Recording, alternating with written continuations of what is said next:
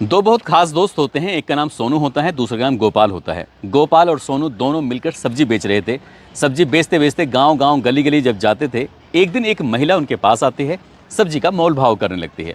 सब्जी का मोल भाव करते करते फिर पूछने लगती है कि भैया थोड़ी महंगी सब्जी लगा रहे हो, थोड़ी सस्ती लगा लो। इस तरीके से जब बातचीत करती है, बातचीत का सिलसिला लगभग 1.5 से 2 मिनट तक चलता रहता है।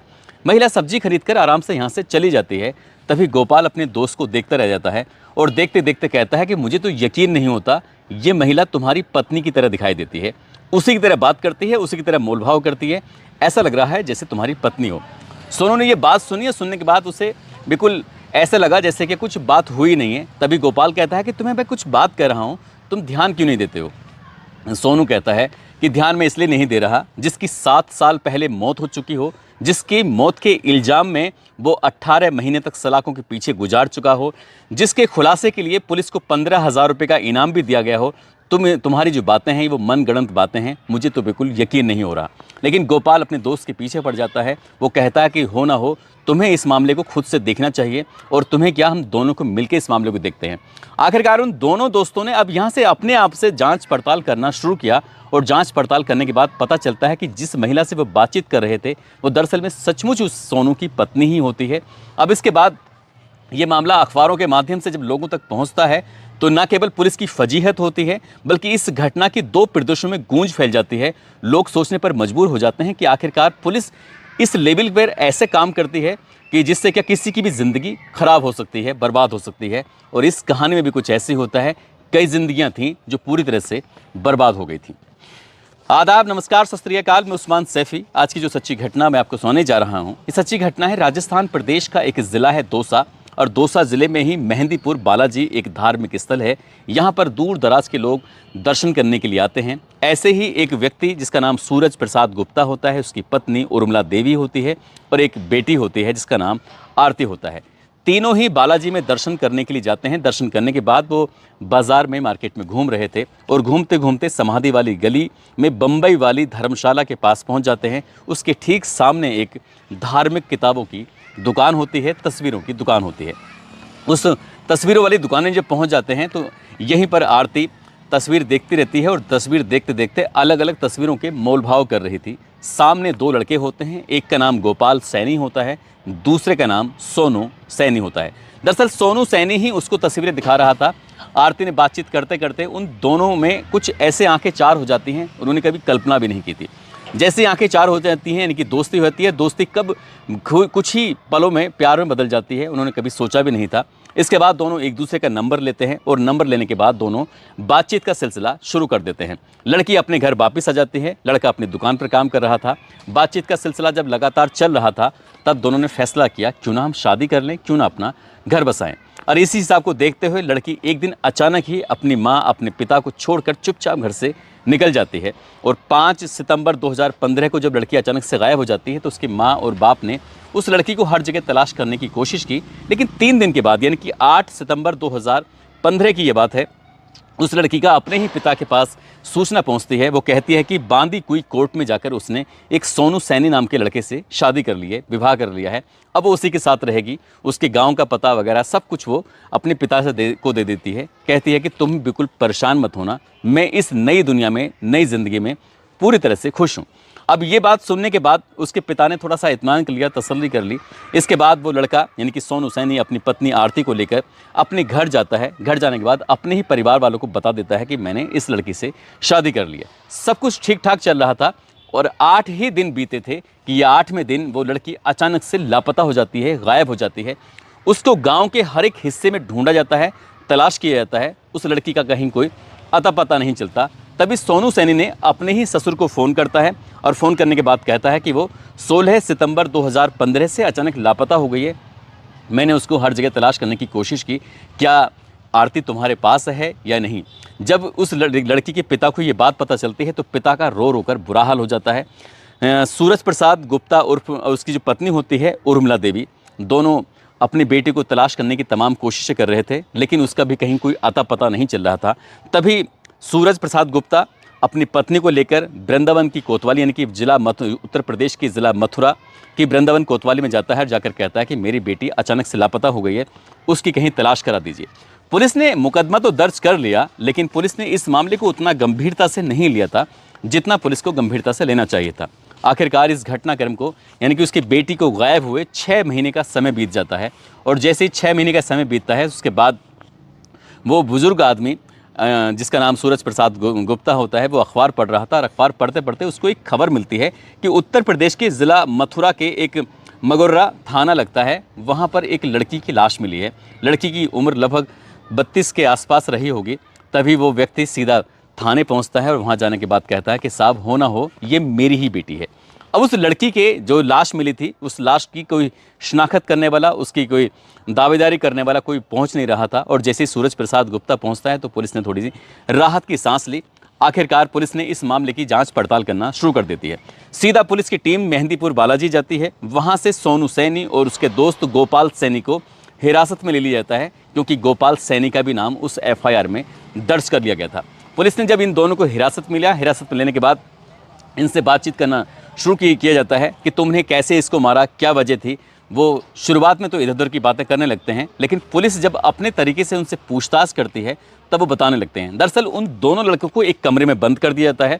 उसके बाद एक लड़के का, यानी कि सोनू के हाथ के नाखून उखाड़ दिए जाते हैं और उसको 3rd डिग्री दी जाती है। उनको उल्टा बांध दिया जाता है। उनकी पिटाई हो रही थी जब पुलिस वाले कहने लगते हैं कि इनका एनकाउंटर कर देते हैं।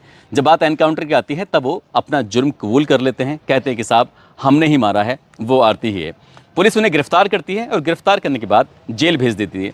लगभग 9 महीने बीत जाते हैं। 9 महीने के बाद गोपाल सैनी की इलाहाबाद कोर्ट से ज़मानत हो जाती है और सोनू की ज़मानत के समय में 18 महीने का समय लग जाता है। लेकिन जब दोनों अपने घर वापस लौट कर आते हैं तो घर की स्थितियाँ, परिस्थितियाँ पूरी तरह से बदल चुकी थी। दरअसल सोनू जो होता है उसको 4 भाई होते हैं, 1 बहन होती है। उनकी सबकी तो शादी हो चुकी थी, लेकिन सोनू सैनी जो सबसे छोटा था उसकी शादी सबसे आखिर में होती है। लेकिन गोपाल जो होता है, गोपाल सैनी के 5 भाई होते हैं और 4 बहनें होती हैं। इसका दूसरा नंबर होता है।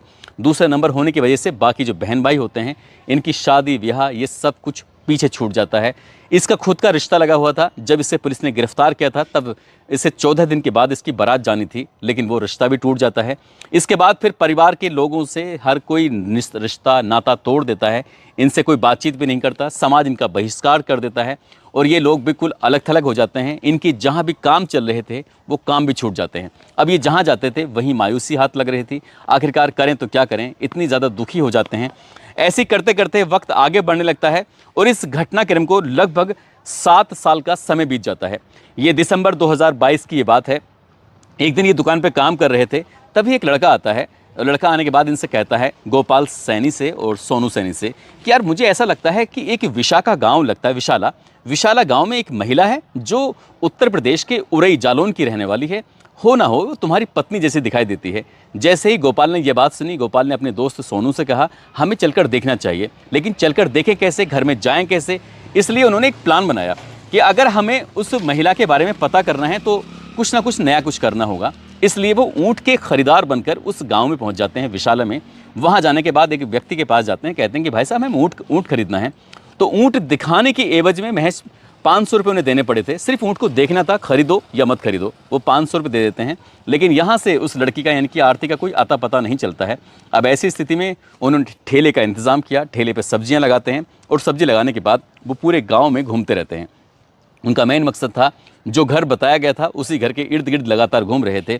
इस बात को, इसकी पत्नी को ख़त्म हुए 7 साल का समय बीत जाता है। वो जब सब्जी का ठेला लगा रहे थे तो इत्तेफाक से आरती ही घर से निकल आती है। और जब आरती आती है तो उन दोनों को वो पहचान ही नहीं पाती, क्योंकि उन दोनों ने अपना रूप रंग बिल्कुल पूरी तरह से बदला हुआ था। जब भेष बदल कर वो जिस तरह सब्जी बेच रहे थे तो उनकी पत्नी, यानी कि सोनू की पत्नी आरती, जब सब्जी का मोल भाव करने लगती है, तभी मोल भाव करते करते काफ़ी देर हो जाता है। जब यहाँ से चली जाती है तभी सोनू और गोपाल कहते हैं कि ये तो सचमुच वही आरती है जिसकी मौत के इल्ज़ाम में हम लोग जेल जा चुके हैं। तभी वो दोनों यहाँ से सीधा मेहंदीपुर बालाजी पुलिस स्टेशन जाते हैं। वहाँ के SHO से बातचीत करते हैं और SHO साहब से कहते हैं, अजीत बड़सरा से, कि साहब मेरी जो पत्नी है, सोनू कहता है मेरी पत्नी फला गांव में है, जीवित है, और देखो हम उसके लिए मैं 18 महीने और ये मेरा दोस्त 9 महीने के आसपास जेल में रहे हैं और हम पर केस चल रहा है। हम रोज़ तारीखों पर जाते हैं, हम बहुत परेशान हो चुके हैं, आप हमारी मदद कर दीजिए। पुलिस ने जब ये कहानी सुनी तो पुलिस को लग रहा था कि जैसे ये मजाक कर रहे हैं। वो कहते हैं कि बिना सबूतों के हम बात नहीं करते। अब ऐसी स्थिति में ये तो इन्हें पता चल ही चुका है कि वहाँ पर महिला है, इनकी आरती है, लेकिन आगे कैसे पता करें, इसके लिए इनके दिमाग में एक ख्याल आया। ये ई मित्र बनकर जाते हैं, यानी कि सरकारी कर्मचारी बन के जाते हैं। उनके हाथों में रजिस्टर होते हैं। रजिस्टर होने के बाद उसी घर पर जाते हैं और जाने के बाद उस घर के सदस्य को आवाज़ लगाते हैं और कहते हैं कि हम सरकारी विभाग से आए हैं, सरकार की तरफ से शौचालय की एक योजना आई है और आपको यकीन नहीं होगा, शौचालय बनाने के लिए सरकार आपको 2 लाख रुपए का अनुदान देगी। जैसे 2 लाख रुपए का नाम सुनते हैं वो कहते हैं कि सबको तो बहुत कम पैसे मिलते हैं, हम 2 लाख रुपए की बात क्यों कर रहे हो।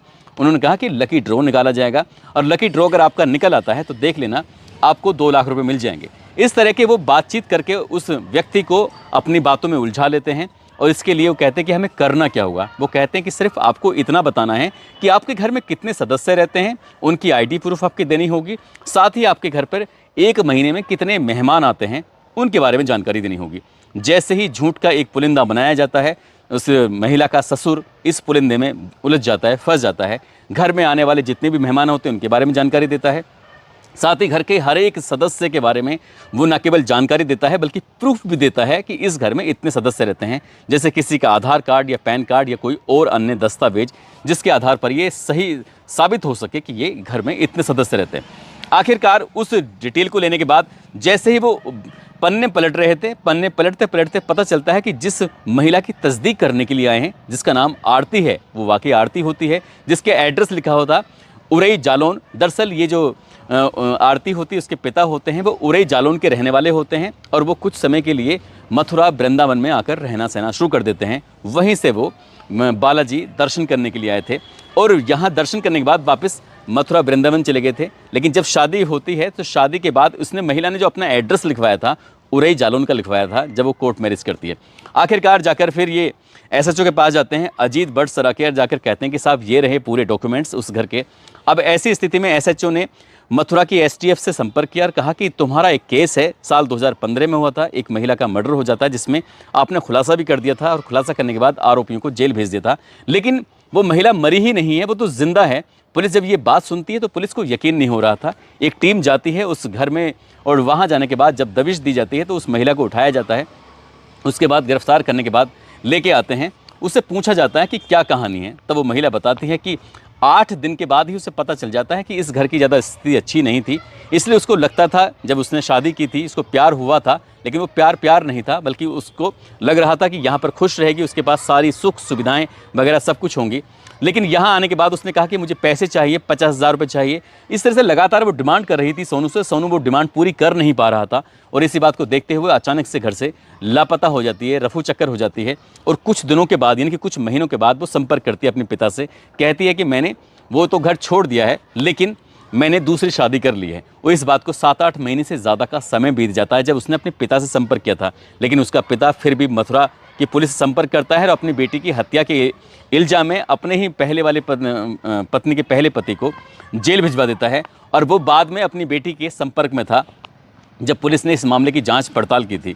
जब ये घटनाक्रम लोगों तक पहुंचता है तो लोगों को यकीन नहीं हो रहा था। मीडिया वालों ने उन दोनों लड़कों से पूछा, सोनू और गोपाल से, कि आखिरकार तुम्हें जब ये कत्ल किया ही नहीं था तो तुमने फिर ये सारा का सारा इल्ज़ाम अपने ऊपर क्यों ले लिया। तब उन्होंने बताया कि पुलिस ने जब 3rd डिग्री दी थी, बहुत बुरी तरह से मारा था, पीटा था, बांधकर उल्टा लटका दिया था, हाथ के नखून उखाड़ लिए थे। जब सोनू बहुत बुरी तरह से डर जाता है एनकाउंटर की वजह से और आगे ज़्यादा पिटाई ना हो इसलिए उसने जुर्म कबूल कर लिया था। उसने कहा कि हमने मारा है। इस तरह से एक मनगढ़ंत कहानी पुलिस के सामने सुना दी थी और जब मनगढ़ंत कहानी सुनाई गई थी तो गोपाल को भी उसकी हाँ में हाँ मिलानी पड़ जाती है। और इसकी वजह से उनको न केवल उनके परिवार में कितनी फजीहतें होती हैं, उन्हें ये समाज से उन्हें बहिष्कार झेलना पड़ता है। जो गोपाल होता है उसकी भाई बहनों की शादियां रुक जाती हैं और उनके काम बिल्कुल पूरी तरह से ठप हो जाते हैं। 20 लाख रुपए से ज़्यादा उनके परिवार वाले कर्जे में आ जाते हैं। इस तरह की दिक्कतें परेशानी होती हैं। जब इस आरती से पूछा जाता है कि तुमने अगर अपनी मर्जी से दूसरी शादी कर ली थी तब तुमने संपर्क क्यों नहीं किया, तुमने क्यों नहीं बताया कि इस तरह से तुम्हारी वजह से, तुम्हारी लापरवाही की वजह से 2 लोगों की ज़िंदगी बर्बाद हो चुकी है, उनके दोनों के परिवार बर्बाद हो चुके हैं। तो आरती अपने जवाब में ये कह देती है कि वो दूसरे शादी के बाद अपने पति के साथ बेइंतहा खुश थी और अगर वो बताती कि इस तरह से उसके पहला पति जेल में है तो उसकी शादी शायद दूसरी टूट जाती, इसलिए वो बिल्कुल खामोश पड़ जाती है, चुप रह जाती है। और यही वजह थी कि उसकी खामोशी की वजह से 2 लोगों की ज़िंदगी बर्बाद हो जाती है। जब ये घटनाक्रम लोगों के सामने आता है, अखबारों के में प्रकाशित होता है, तो लोगों को यकीन नहीं हो रहा था। लेकिन लोगों को इस बात का भी यकीन नहीं हो रहा था कि गोपाल और सोनू ने जिस तरह से दिमाग से काम लिया और अपनी ज़िंदगी को बचाया, वो वाकई अपना आप में काबिल तारीफ़ है। और पुलिस की जिस तरह से निंदा की जाए इस पूरी घटनाक्रम में, वो वाकई उतनी ही कम होगी। दोस्तों, इस पूरे घटनाक्रम को सुनाने का उद्देश्य किसी को परेशान करना नहीं है, किसी का दिल दुखाना नहीं है, बल्कि आपको जागरूक करना है, आपको सचेत करना है। अगर सोनू और गोपाल की तरह हिम्मत लोग जुटाएं तो शायद बड़ी से बड़ी समस्याओं का सामना कर सकते हैं। इन लोगों को वाकई सैल्यूट बनता है, दोनों दोस्तों को, जिस तरह से उन्होंने अपनी आगे की जो ज़िंदगी थी वो बचा ली थी। जाते जाते सैयद अहमद हैं, साथ ही यतेश खटाना जो कि सोहाना के रहने वाले हैं, अजहर अजीज़ हैं बाराबंकी से, आज इनका जन्मदिन है। इनको जन्मदिन की बहुत बहुत शुभकामनाएं, बहुत बहुत मुबारकबाद। साथ ही अमेठी के रहने वाले श्याम बहादुर गुप्ता हैं, उनकी पत्नी रेनू गुप्ता हैं, आज इनकी शादी की सालगिरह है। इनको शादी की सालगिरह की बहुत बहुत शुभकामनाएं, बहुत बहुत मुबारकबाद। साथ ही कुछ लोगों ने नाम लेने की अपील की है, जिसमें शरीफ सैफ़ी मुरादाबाद से, आजमगढ़ से नीतीश शर्मा, राजस्थान से मान सिंह, श्यामपुर से रिंकू मीणा, संचौर से माधव राम देवासी, जैसलमेर से रुस्तम खान, अलवर से शहाबुद्दीन खान, सरला मौर्या, जयपुर से सलमान पठान, मेरठ से मोहम्मद ज़ुबैर अहमद, आज़ाद आलम, मुकेश कुमार सीकर से, फ़ारूक अहमद अमेठी से, रजनीश कुमार दिव्यापुर से, विराट मिश्रा नालंदा से, सुरेश चंद गौतम शिकोहाबाद से, पंकज शर्मा ग्रेटर नोएडा से, नंदलाल पासवान झारखंड से, देव कुमार शाह नेपाल से। आप सब लोग अपना ख्याल रखें, सुरक्षित रहें। जय हिंद, जय भारत।